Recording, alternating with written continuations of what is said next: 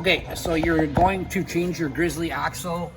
This is actually a Premium Maddox, but it's got the exact same rear end in it as the Grizzly. So what you want to do first is, all you want to do is take off your brake caliper here. To do that, there's a 10 mil nut here and a 10 mil, sorry, it's a 10 mil bolt and a 10 mil bolt right here at the back here. So you're going to take those off. All you're going to do is take your caliper off, so flip it up and just put it up here is fine. It's going to be out of the way. You're not going to be really using it for anything, so just stick it out of the way. You're going to want to make sure that your rear end is up in a box or something to do this. Again, it's not going to be anything very difficult to do.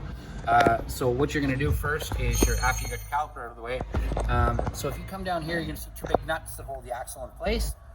Okay, so all you have to do is take this screw out. So take this, if you take this screw out, rotate this off and back. So once this screws out, this set screw, go ahead and take this nut off. And it's regular nut, it's just counterclockwise, so take it off. So you spin that off, then you can spin this one off. Once these two nuts are off, so your tires are obviously going to be off if you're taking off the axle. So once these two nuts here are off, there's nothing really holding your axle in place, and it's going to be very loose. So you're going to just loosen these off right here. So you'll just loosen the nuts. That's a 13 down here, 10 here. So loosen off your two 13 nuts at the bottom here. And then all you're going to do is you're going to pound your axle out. Like I said, your tires are going to be off, so your axle is going to be free and clear here. So just start tapping it with a hammer on the outside of where the axle is right here. Just start tapping it with a hammer, and it's going to start coming out this side. Now when it comes out this side, if you look on this side, there's a retaining clip there.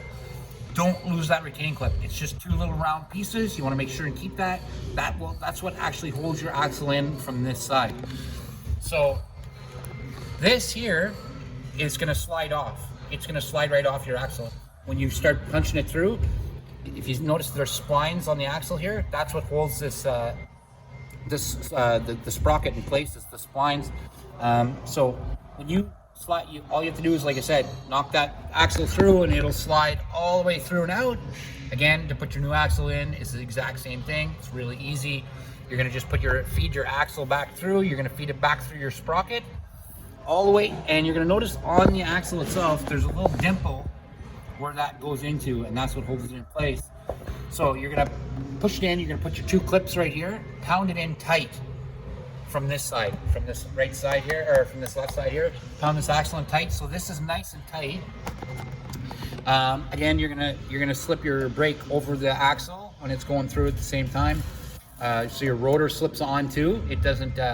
You don't have to unbolt it off the rotor hanger here. You just leave it right on it, right there. You don't touch that; it'll slip off. So when your axle's all the way through, you slip your rotor back into place. You don't even need to take apart the hub or the clip here. You don't need to take that apart. That's a part of the hub, so you don't have to take it apart to change the axle, which is awesome. So you slide the axle through, which is amazing. You got this part on now, and all you do then is put your nuts back on. So these nuts, tighten them up nice and tight. Then tighten your next one up nice and tight. And when you tighten that, what it does is it'll pull against this clip here and hold your axle nice and tight.